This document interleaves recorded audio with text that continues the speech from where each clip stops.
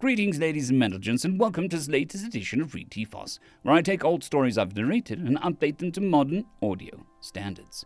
This particular story is called Just Curious, written by LgFatherAnthrocite. In a small room, filled with chairs and a small podium, several dozen humans and aliens had gathered. Off to one side were several screens, showing an ever-changing collage of pictures. Most featured a single human male, while others were small devices and handicrafts. Some showed groups of people as well.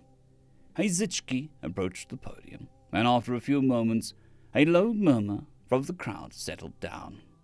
Dan Nichols was a man who failed at everything he ever did.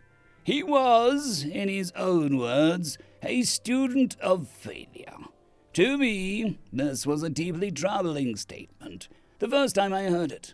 I have spent my life trying to succeed at every endeavor I have undertaken. I think this demonstrates a fundamental difference in the way my thinking differed from his. Dan was not afraid to fail at anything. He would play new games and lose in spectacular fashion.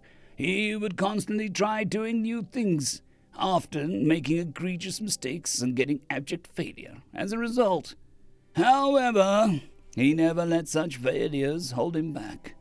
He often kept them as trophies of his exploits. He was known to carry a shoulder bag that he had designed, with a strap that was too long and pockets that were too small. He had a shelf covered with small pieces of wood which were clearly unfinished projects that had failed. He had trinkets and doodads, as he called them, that had been produced by a number of different methods, all failures. I asked him once if he ever had succeeded at anything. "Oh, all the time. I usually give the good stuff away as gifts. Making stuff is fun, but I don't need a half-dozen cutting boards or 200 pens. I don't need 10 blank books, but I have 10 friends who could each use one." When I asked him why he kept the bad pieces, the failures, his response was, "I'm not going to give away the bad ones, bud. Come on." It was more fun for him to make a thing and give it to someone than to make a thing and keep it precious to himself. There are many here who even now carry a small object he made. The Zichki opened a pouch in his harness and pulled out a key fob with a shiny wooden charm on it. Many others in the seats held up small items made of wood, metal, fabric, and plastic.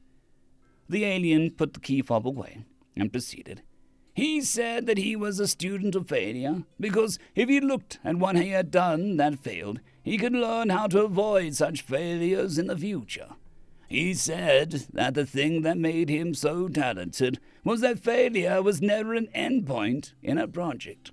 It was a lesson in how not to proceed on the next attempt. For every wooden bowl he made on a lathe, he said, at least one more had broken apart before completion. For every charm he made his wife, a burned lump of metal came first.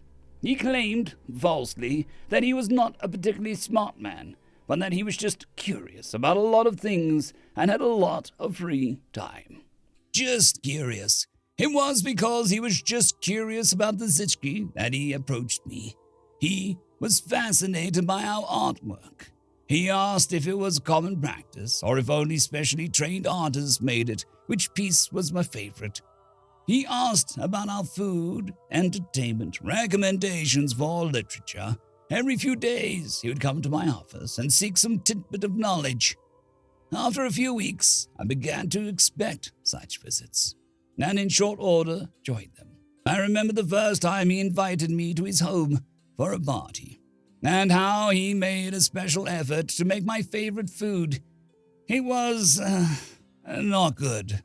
He apologized, but he never gave up, and after 5 or 6 attempts, he actually made a really good breakfast tart. He was a good friend and a good man, and his only true failure, as far as I can tell, is leaving this place before we were all ready to let him go. May his spirit fly forever with the great bird of the galaxy. End of story.